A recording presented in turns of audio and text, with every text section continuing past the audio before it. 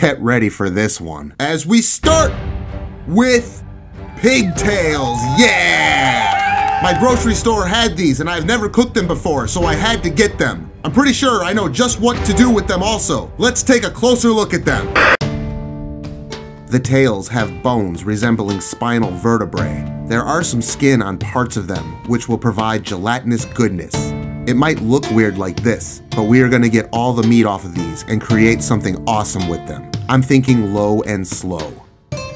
First things first, we got some cumin seed. Right into a pan to toast them off briefly as to awaken the oils in them. When the aromas hit you, you know they are good to go. I'm feeling old school today as we bust out our mortar and pestle. Seeds go in and start to smash them up. Grinding away, we want it in powder form. And why the hell am I yelling?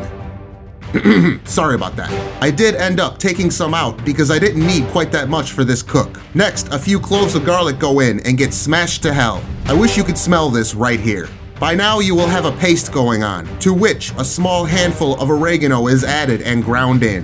I like dry herbs here since it will have a long cooking time ahead of it. Next, we pour in some olive oil to bring it all together. At this point, go ahead and add a good amount of salt and fresh cracked black pepper. This is your marinade. After adding some of the marinade to each tail, make sure to apply it over all the sides of it like so. Into a Ziploc bag they go.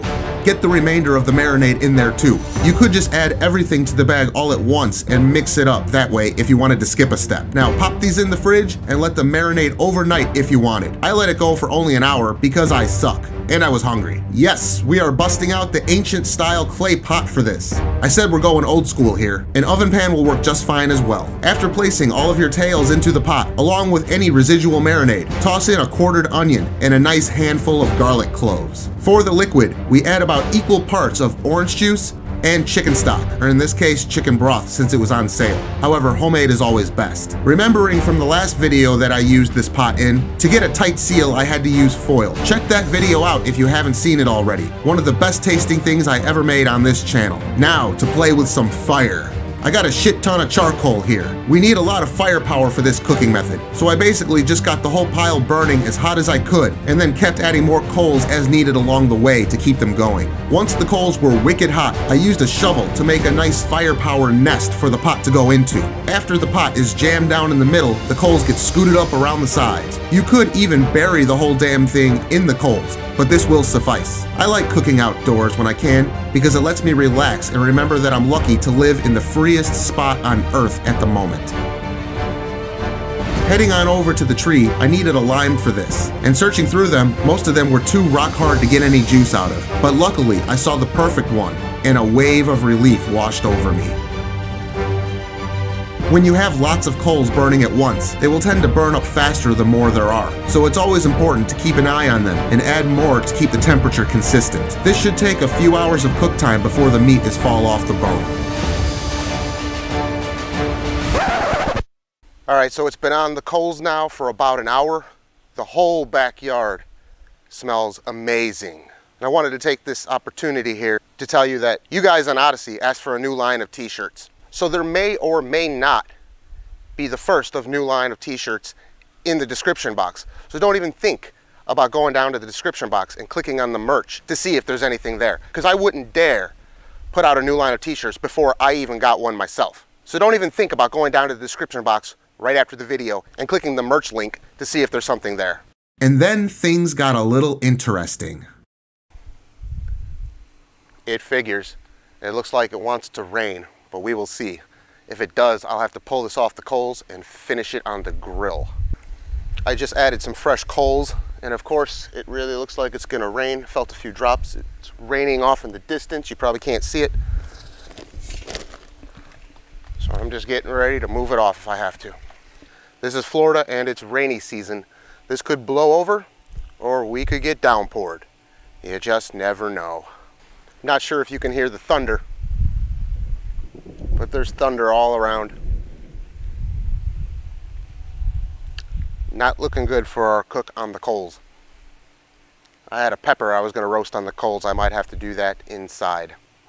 By the way, about that pepper, I was gonna fire roast a poblano, but I totally ended up forgetting. Fucking sue me. It still turns out awesome, I promise. I've got my camera under this awning and keep it safe. And it's starting to rain. Shit. If it comes down any harder than this, we are going inside. Isn't that right? Yeah. Yep.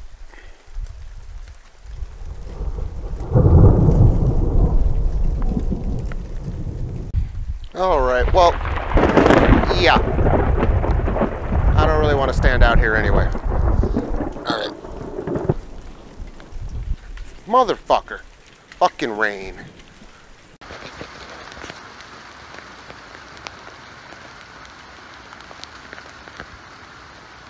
Such a shame.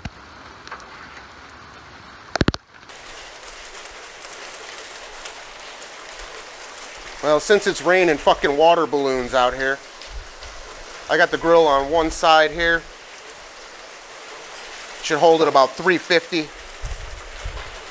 Gotta get my camera inside. Total cook time was 3.5 hours. It went for 2 hours on the coals and then 1 hour on the grill. The last 30 minutes it was in the grill, but I turned the heat off to let the thing start cooling down slightly. I must say, at this point, the aromas are going crazy, and the whole backyard, as well as the entire house, smelled amazing. Carefully remove the tails from the pot. This is what I call fall apart tender. The meat will pull right off the bone with no effort at all, but you need to let them cool enough first. Reason being, and I cannot stress this enough, because you must use your hands for this. You are feeling with your fingertips to make sure there are no tiny pieces of bone in the meat. I know I have a fork also, but in my other hand, I painstakingly sorted through each piece of meat. If you rush this part, I promise you will get slivers of bone mixed in, and you will be sorry. I must say, I was surprised at how much meat I got off of those tails. It's basically super flavorful pulled pork with bits of gelatinous goodness in it. I know that might sound weird, and it doesn't even look too appetizing at this point, but it tastes fucking awesome. So get a pan and strain a few ladles of juices into it. On a low simmer, slightly reduce the liquid till you see fit. Add the meat into your sauce. Just incorporate it nicely. You want just enough juice to coat all the meat, but it shouldn't be swimming in it. And don't cook the meat for too long here. We're just adding some flavor back into the meat nice and gently. The toppings are as follows: slivered white onion, sliced avocado, thin sliced tomato, wedges of lime, and of course, cilantro. Toast off a tiny tortilla, and on goes the pork.